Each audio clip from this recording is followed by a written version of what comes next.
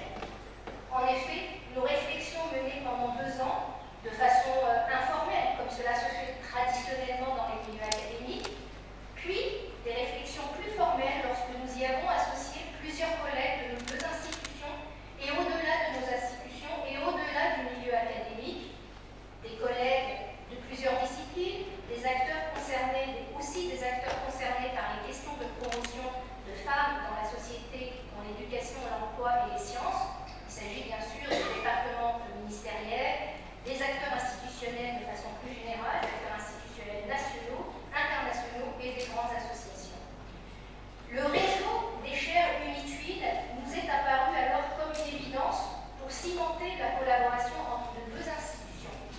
Nous y avons trouvé notre moteur.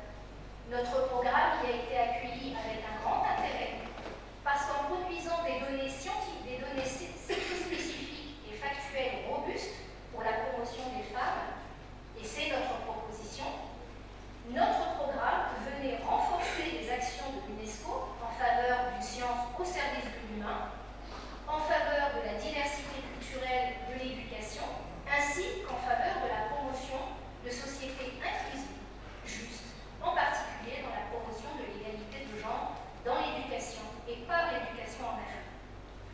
Fatima, je te laisse maintenant reprendre la parole pour préciser à nos chers invités les ambitions scientifiques et institutionnelles de notre chaire. Merci Mina.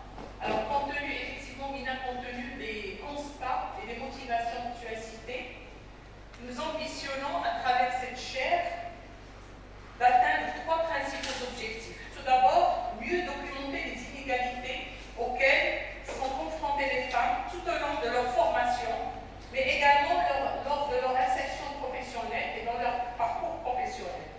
Deuxièmement, soutenir les politiques publiques et les acteurs économiques en matière de promotion de l'accès des femmes à l'éducation et à l'emploi scientifique et technique. Et le troisième objectif, c'est d'enrichir la réflexion académique sur le genre et la place des femmes en mettant en lumière l'importance des approches sexo-spécifiques dans la production et l'analyse des connaissances. Voilà un peu de manière très sommaire nos motivations et nos objectifs.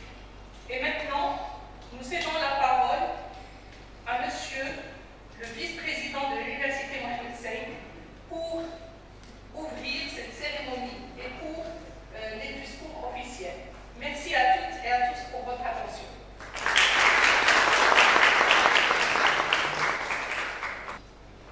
Monsieur le représentant de France, chers collègues, chers collègues, honorable invité, c'est pour moi un immense honneur et un réel plaisir d'être aujourd'hui parmi vous pour assister à l'inauguration officielle de cette chaire UNESCO Égalité des genres dans l'éducation et l'emploi scientifique et technique. Une chaire créée en partenariat entre notre université et l'IRD et qui est domiciliée à la faculté des sciences, la seule faculté, pardon, les sciences d'éducation, la seule faculté des sciences d'éducation au Maroc et représentée ici par mon ami professeur. Alors cette chaire, elle va avoir pour vocation de mener une réflexion scientifique approfondie sur les inégalités que rencontrent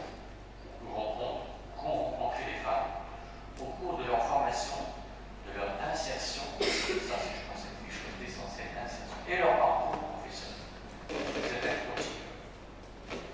Elle ambitionne également de produire des connaissances et des recommandations stratégiques à même d'accompagner et d'orienter les politiques publiques en faveur de l'égalité des sexes dans l'éducation et l'emploi, en particulier dans les domaines scientifiques et techniques. Elle s'inscrit également dans la continuité des autres chaires accueillies par notre université sur la même thématique, la chaire d'Anne-Marie pour la femme et l'enfant et la chaire UNESCO, la femme et ses droits, tout en constituant un espace privilégié de recherche, d'innovation et de renforcement des capacités ouverts au dialogue avec les acteurs nationaux et internationaux, institutionnels et associatifs.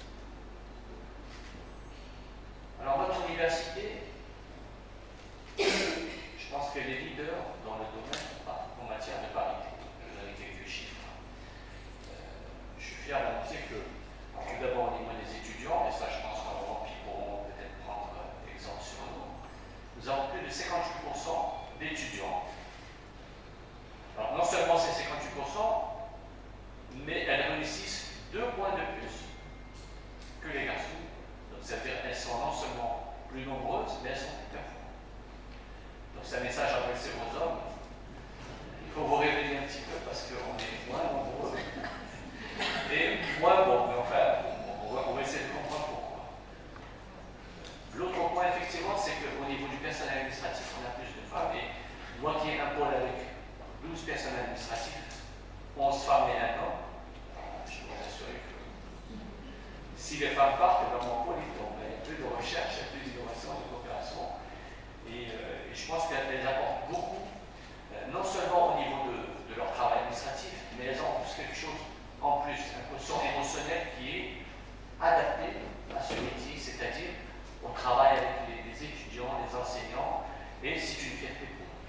Enfin, le dernier maillon, qui n'est pas le moindre, c'est les enseignants.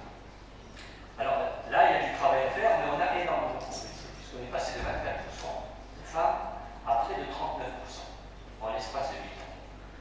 Je pense que c'est un chemin qui est important, admirable, mais il reste encore des choses à faire et je pense que voilà, nous allons arriver à des résultats qui sont très intéressants. L'autre point important, c'est au niveau donc, de toute la partie scientifique et technique, dans nos écoles d'ingénieurs, nous avons 50% de femmes. Même dans les matières comme la mécanique, et mon cher professeur Facilité ne nous contradira pas, c'était quelque chose qui était davantage réservé aux hommes, et on trouve parfois plus de femmes. Donc ça veut dire qu'il n'y a pas de chemin ni de parcours difficile pour les femmes quand elles veulent, elles peuvent. Alors si notre pays a accompli des avancées notables en matière d'égalité des sexes dans l'éducation et la formation, avec une parité quasiment atteinte, bon c'est écrit mais je ne suis pas tout à fait d'accord, il reste beaucoup de choses à faire dans le domaine de l'emploi notamment. En effet, selon les données du Haut Commissariat au Plan, le taux d'activité des femmes n'est que de 19%.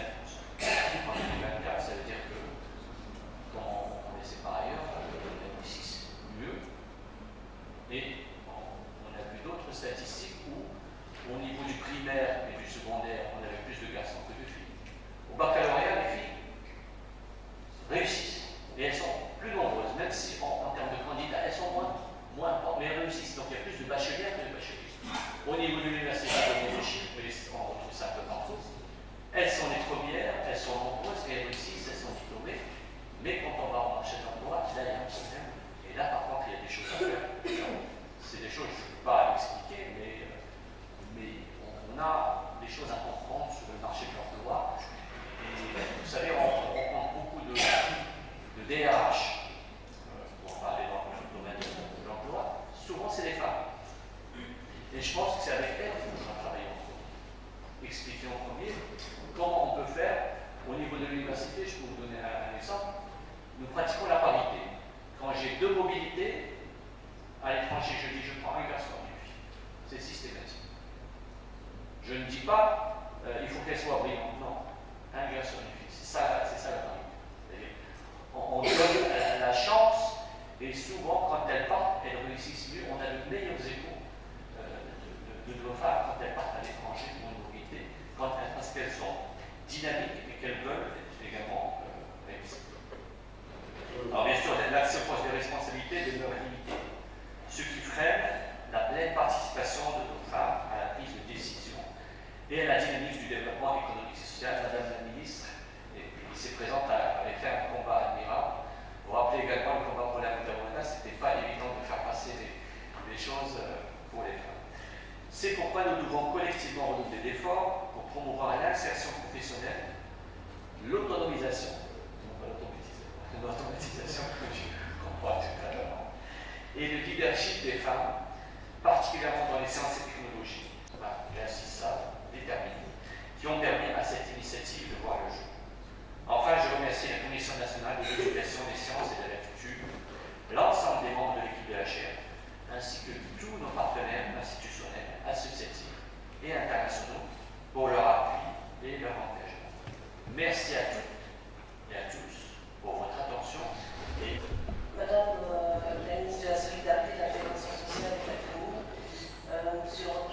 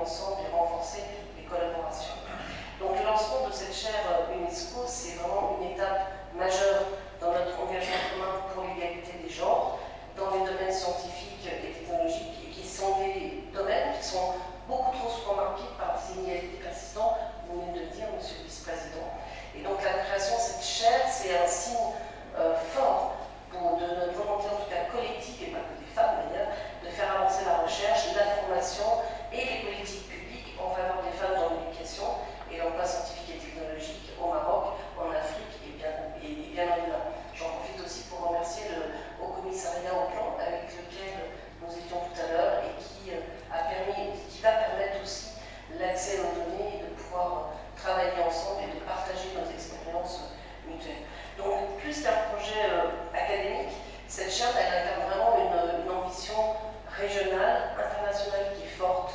Elle est certes ancrée ici sur le continent, mais elle va permettre de mettre en synergie les institutions académiques, des acteurs institutionnels, économiques et la société civile pour qu'on puisse porter des études spécifiques sur ces inégalités depuis une perspective marocaine. Donc son objectif, c'est de faire progresser la recherche et la formation qui concerne la place des femmes dans les secteurs scientifiques et technologiques au Maroc et donc plus largement sur le continent. Donc elle s'inscrit aussi, je crois que vous l'avez mentionné, Mina et Fatia, dans le programme du réseau UniTwin, des chaires UNESCO. Et il ne faut pas oublier aussi le cadre général, qui est celui en tout cas, qui reste toujours la boussole de l'IRD, qui est l'atteinte des ODD, et en particulier l'objectif du développement durable 5, qui est consacré à l'égalité entre les sexes.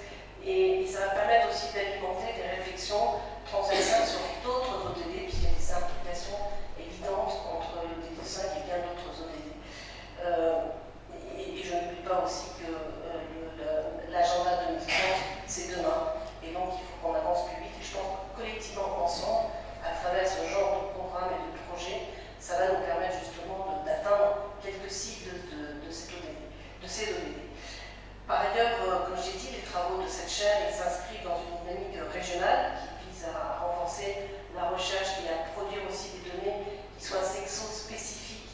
Et ça, c'est essentiel pour impulser, je dirais, des actions en faveur de la justice sociale dans les domaines de l'éducation et de l'emploi en Afrique du Nord et en Afrique de l'Ouest.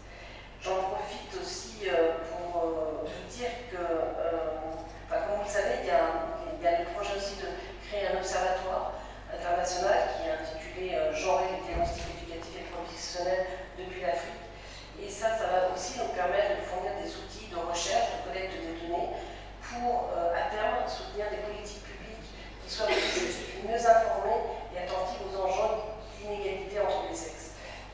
C'est un point extrêmement important, c'est comment la recherche, les données, les connaissances que nous produisons, l'art des connaissances irrigue les politiques publiques. J'étais ce matin dans une table ronde en duplex avec Aix-Marseille Université qui a rassemblé un très grand nombre d'étudiants. Et vraiment, c'est des questions absolument centrales. C'est comment la recherche est mieux connectée aux politiciens et comment on influence mieux les politiques publiques. Je pense que pour les jeunes, c'est vraiment un aspect extrêmement important. Et le travail que vous allez faire au travers de cette chaire va certainement aussi permettre d'avancer dans cette direction. Donc voilà, je suis là aussi pour dire que vous avez mon entier soutien à cette initiative. Elle est en phase avec nos valeurs à l'IRD, elle est en phase avec nos priorités. Comme je le rappelais tout à l'heure, Luna, c'est toujours été une priorité pour moi à l'IRD de travailler sur la réduction des inégalités entre hommes et femmes. Et je veux dire qu'aussi à l'IRD, on a encore pas mal de marge devant nous pour améliorer cela. En tout cas, c'est l'idée qu'on va donner toute leur place aux filles et aux femmes dans les savoirs, dans les carrières scientifiques, comme vous l'avez très bien dit, monsieur le vice-président, ici comme ailleurs. Alors c'est aussi en tant que femme et en tant que chercheuse que je suis vraiment heureuse d'être là aujourd'hui, puisque je me réjouis tout particulièrement de cette dynamique que nous créons ensemble, de ce partenariat dynamique entre universités, institutions, acteurs économiques et société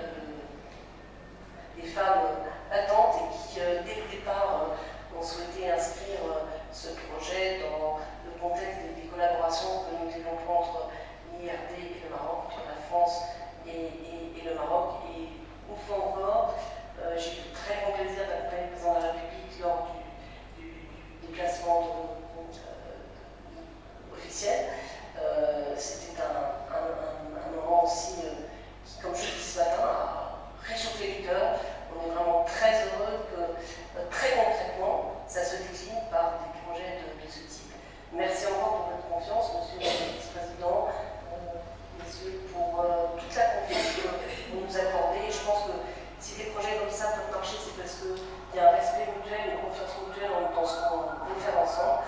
En tout cas, merci vraiment beaucoup pour tout cela. Et bonne chance à vous. Merci Madame la PDG. La parole maintenant est à Monsieur le directeur du bureau régional de l'UNESCO pour le Maghreb. Merci beaucoup. Bonjour.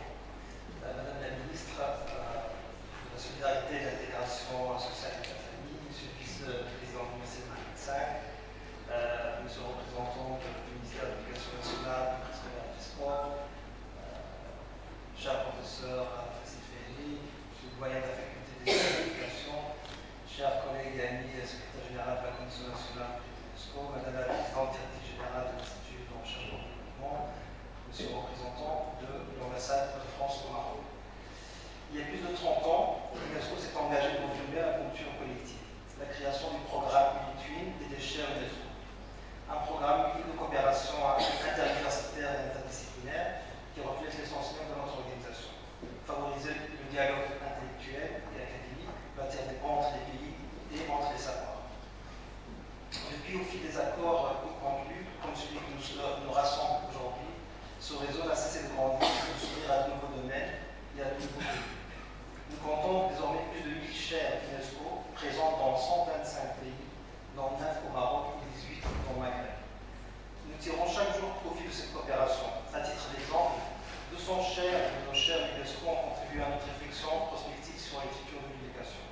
De même, notre travail sur la recommandation de l'UNESCO sur l'éthique de l'intelligence artificielle a été nourri par ces chaires, permettant ainsi à notre organisation d'adopter le tout premier instrument normatif mondial sur ce sujet. C'est pourquoi c'est un grand honneur pour moi de prendre la parole aujourd'hui à l'occasion de l'inauguration de la chaire partenariat de l'Université Mohamed V et l'Institut de recherche et de développement, chaire intitulée Pour l'égalité des genres dans l'éducation et l'emploi scientifique et technique. Ce moment symbolise à la fois la force d'un engagement institutionnel et l'espoir d'un avenir où les femmes du Maghreb et du monde en général pourront pleinement contribuer aux sciences et aux technologies. Permettez-moi d'abord de poser quelques constats appuyés par des données récentes pour mesurer où nous en sommes. Dans la région du Maghreb, l'accès des filles à l'éducation primaire, secondaire et universitaire a connu des progrès considérables. Au Maroc, par exemple, les femmes représentent aujourd'hui 53,6% des effectifs étudiants dans les universités publiques. En matière de formation scientifique et technologique, les femmes représentent près de 42% au Maroc, des chiffres bien supérieurs à la moyenne mondiale, qui s'élève seulement à 28% pour ce type de diplôme.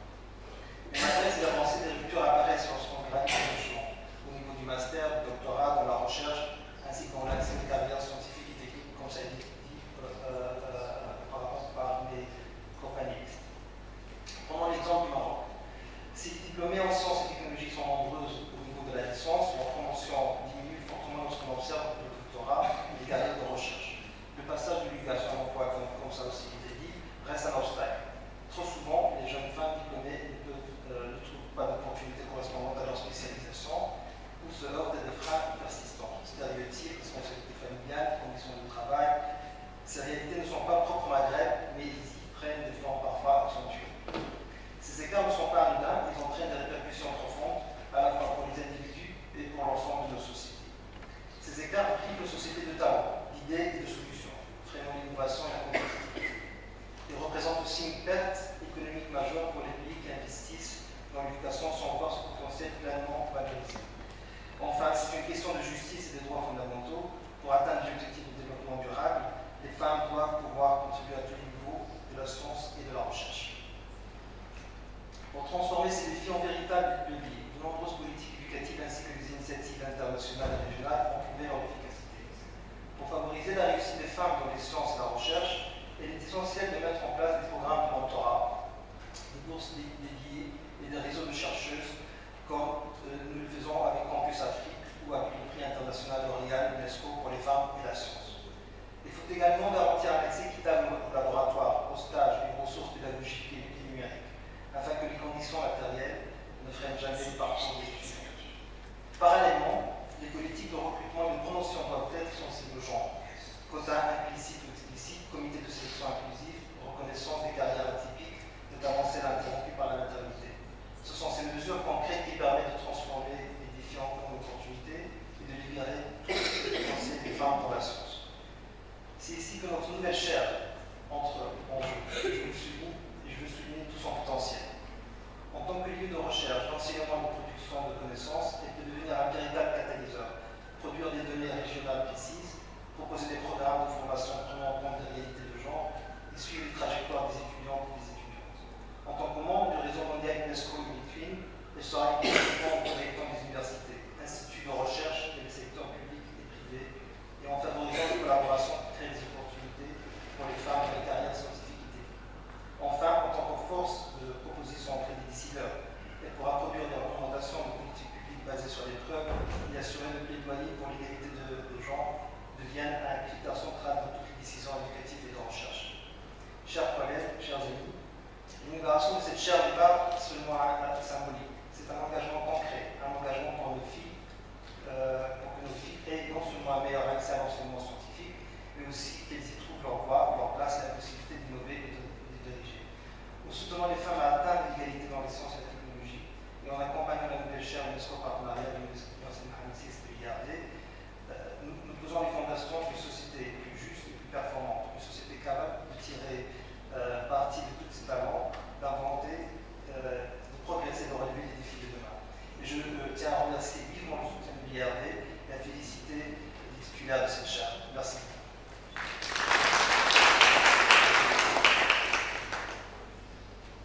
Merci, Monsieur le Directeur, pour ce mot qui a mis en lumière notamment des perspectives de collaboration et de partenariat très importantes pour notre chaire. La parole maintenant est à M. Jamel Sieni, le chef de division d'autonomisation de la femme au sein du ministère de la Solidarité, de l'Intégration sociale et de la famille, et qui va prendre la parole au nom de Madame la ministre qui malheureusement pour un empêchement de dernière minute n'a pas pu être parmi nous. شكرا. سيدة الوزيرة، سيد رئيس جامعة النائب رئيس جامعة تونس.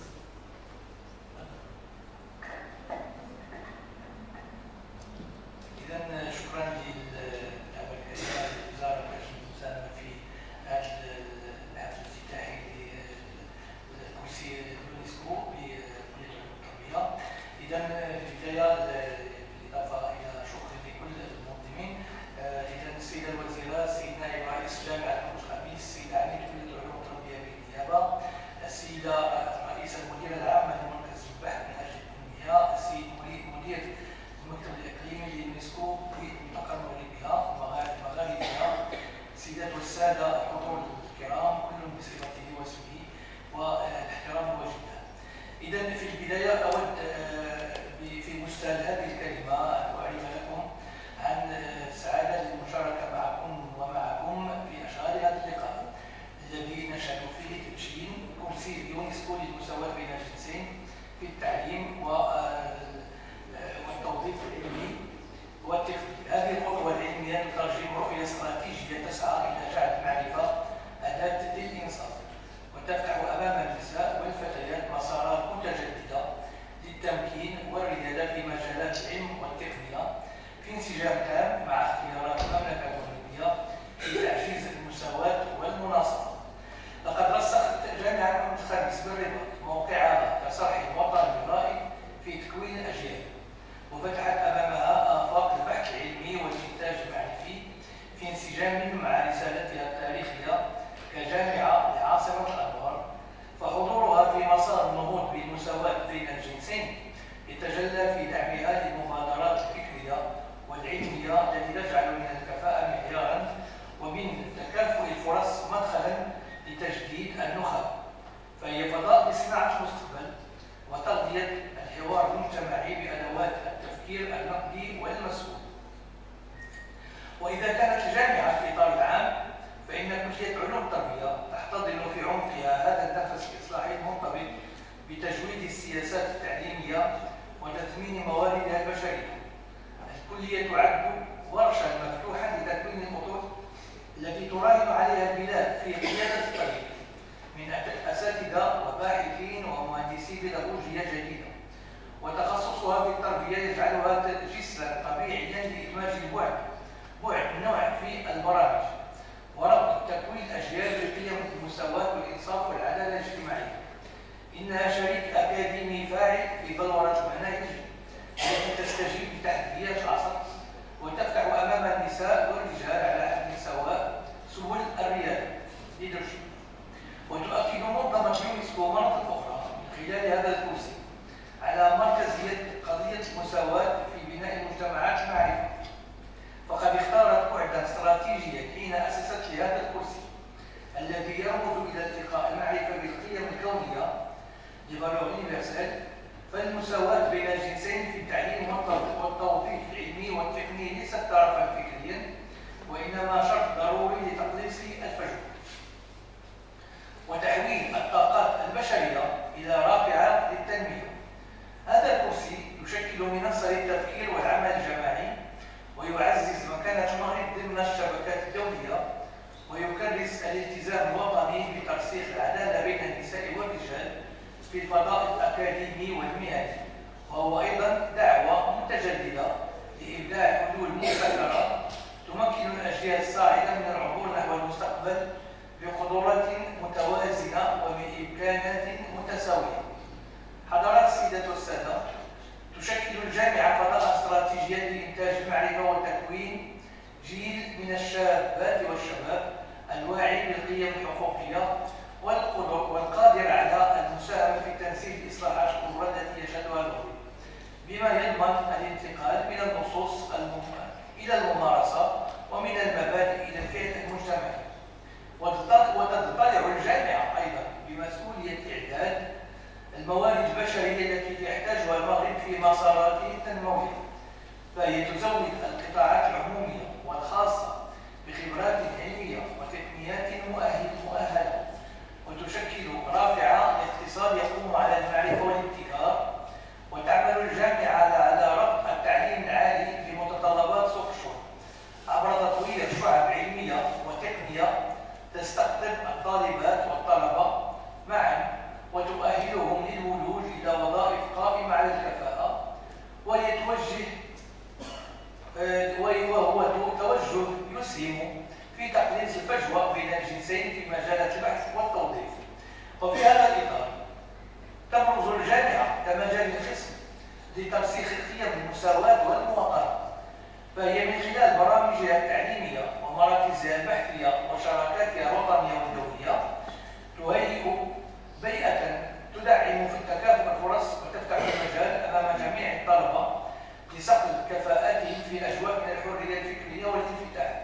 كما تسهم الجامعة في نشر القيم الكونية وفي مقدمتها المساواة بين النساء والرجال عبر دمج هذا البعد في المناهج والأنشطة، مما يجعلها محركا أساسيا لإحداث تحول ثقافي يكرس حضور المرأة في مجالات التعليم والبحث والإبداع. وتظل الجامعة أيضا فضاء للتجريب والابتكار، حيث يلتقي الباحثون والطلبة لإيجاد حلول عملية للتحديات التي تعترض مسارات النساء في العلوم والتقنية. ومن هذا المنطلق تؤكد الجامعة دورها في دعم الأهداف الوطنية والدولية الرامية إلى تعزيز التمكين والإنصاف، ولا يقتصر إشعاعها على جدرانها بل يمتد إلى المجتمع من خلال شراكاتها مع الجمعيات والمؤسسات المدنية، مما يجعلها شريكا في نشر ثقافة المساواة ويمنحها قدرة على التأثير الإيجابي في الفضاء العمومي.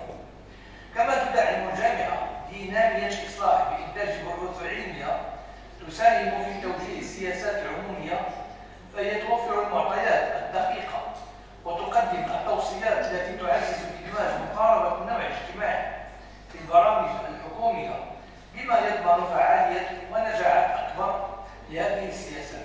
وتبرز الجامعة كذلك كإطار للريادة النسائية، حيث تشارك الأستاذات والباحثات في قيادة المشاريع العلمية والإشراف على تكوين الأجيال، إن حضورهم يبعث رسالة قوية للطالبات ويجعل من مسارهن الأكاديمي والمجتمعي نموذجا يحتذى. حضرات السيدات والسادة، إذن تعيش بلادنا اليوم دينامية مهمة تتسم بتنزيل مبادرات كبرى ترسخ مسار دولة الحق والقانون وتعزز قيم الإنصاف والعدالة الاجتماعية. وفي قلب هذه الدينامية يبرز التركيز على حقوق النساء النساء والمساواة بين الجنسين انسجاما مع مقتضيات الدستور والالتزامات الدولية للمملكة. ويأتي تدشين كرسي اليونسكو للمساواة بين الجنسين في التعليم والتوظيف العلمي والتقني في هذا السياق ليؤكد أن المغرب ماض بثبات في تحويل المبادئ الدستورية إلى سياسات عملية تفتح أمام النساء والفتيات مسارات جديدة للتمكين والريادة.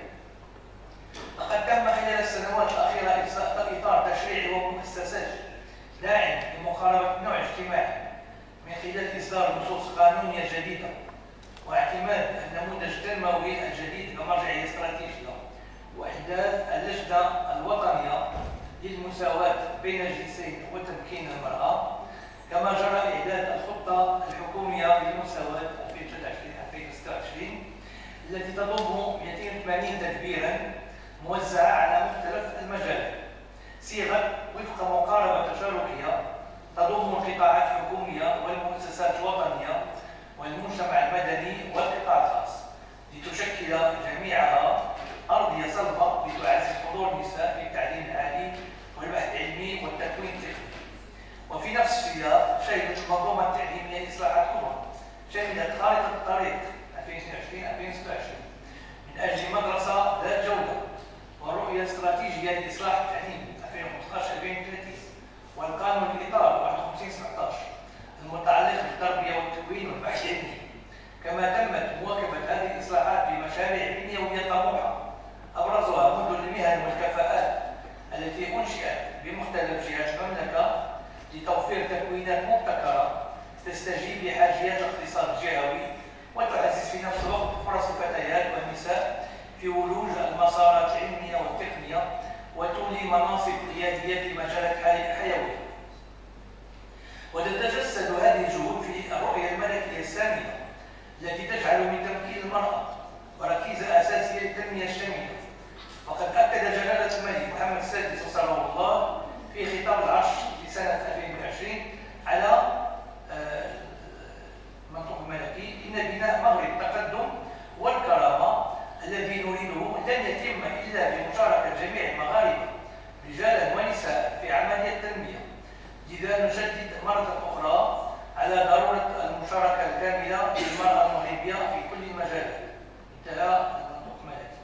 إن هذا التوجيه الملكي الواضح يضع أمامنا مسؤولية جماعية لمواصلة العمل على تعميق الإصلاحات وضمان تلقائية الاستراتيجيات والسياسات العمومية حتى تصبح المساواة بين الجنسين حقيقة ملموسة في فضاء التعليم والبحث والابتكار. حضرات السيدة والسادة، في الأخير يمكن التأكيد على أن هذا الكرسي فضاء أكاديمي للبحث والدراسة ويطلع في الآن نفسه بدور منصة عملية لإيجاد حلول ملموسة للتحديات التي تواجه النساء في ولوج المجالات العلمية والتقنية. فهو مجال التفكير الجماعي والتبادل المعرفي يجمع بين الجامعة والكلية ومنظمة اليونسكو ويهيئ الأرضية المناسبة لإبداع مبادرات مبتكرة تعزز حضور النساء في الابتكار والابتكار في البحث والابتكار وتواكب تطلعات المغرب في جعل المساواة بين الجنسين رافعة للتنمية البشرية وداعمة لمكانته القارية والدولية. ويأتي هذا الإنجاز ليجسد التقاء الأدوار بين المؤسسات الوطنية والدولية حيث تلقى الخبرة الأكاديمية مع الرؤية التربوية والدعم الأممي في مسعى موحد لترسيخ قيم الإنصاف والعدالة. ومن خلال هذا التلاقي تتجسد قدرة الجامعة المغربية على الانفتاح على محيطها الدولي وتقديم نموذج إصلاحي يعكس صورة المغرب كبلد يسعى إلى الابتكار والتنمية الشاملة عبر المساواة بين الجنسين. وفي الختام أود أن أعبر عن تقديري العميق لجامعة محمد الخامس وكلية علوم التربية ولمنظمة اليونسكو ولكل الشركاء الذين ساهموا في إخراج هذا المشروع الحيز